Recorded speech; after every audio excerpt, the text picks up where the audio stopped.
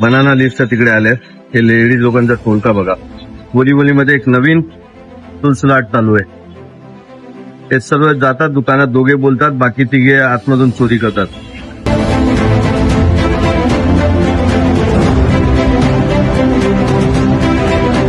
ये कहाँ से आप लोग, कहाँ से आए? घाटकोपर में कहाँ रहते? घाटकोपर में घुट के जगह झोपड़पट्टी में। तो एक वड़े पाव के धंधे से इन लोगों ने 300 रुपए निकाला गले में से। काय के लिए निकालेंगे बाबा? हाँ, मैं 3-4 दुकान वाले का कंप्लेंट आया तुम्हारा, तो तुम लोग अभी क्या करेंगे? नहीं काय के लिए मांगते हैं बोरीवली में? नहीं मांगेंगे अभी। हाँ चले जाएंगे। अरे लेकिन बोरीवली में क्या है तुम्हारा? क्या मांगेंगे? क्या करना है? इधर मांगने के लिए रखा है? क्या चले जाएंगे भैया? नहीं मांगे मंग के खा लेते बाबा, नहीं मांगने का है तो हम चले जाते बस। नहीं आएंगे हो गया क्या बाबा? अरे लेकिन तुम लोग फिर मांगते हैं भाई, इधर मांगता है, इधर बोरीवली में आने का ही नहीं तुम लोग। हमारा कोई चुके मतलब नहीं है, हमारा कोई चुके मतलब नहीं है। कम से कम ना 10 दुकान में घुसे रहेंगे ये लोग।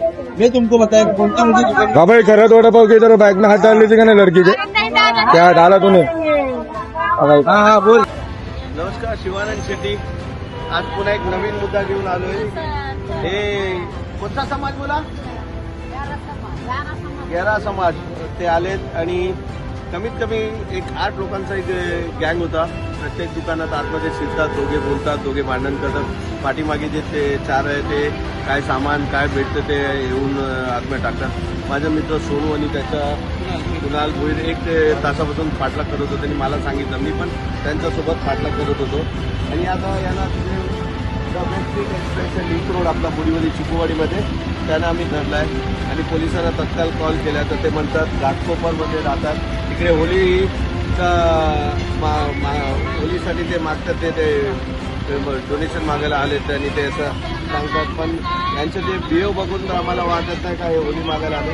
तुम्ही बघू शकता. हे लोक काही झालं तर दुकानवाल्याला धमकी देऊन काय सामान त्यांच्या चोरी करतात आणि सामान चोरी करून त्यांच्याकडून पैसे उकळण्याचं काम करतात आणि भांडण करून दोघे भांडण करतात, बाकी चौघे पाठीमागून सामान चोरी करतात. आज आम्ही त्यांना रंगे हात धरलाय, पोलिसांना बोलवलाय आणि टाकतोय. बघू शकता.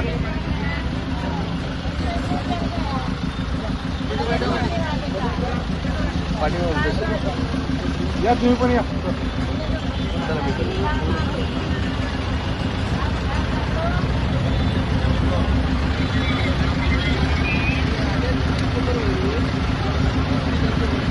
स्पेशली सोनू आणि त्याचे सर्व मित्रांच्या मी खरोखर मनापासून आभारी आहे, जे त्यांनी मला तात्काळ या घटनेचा माहिती दिला.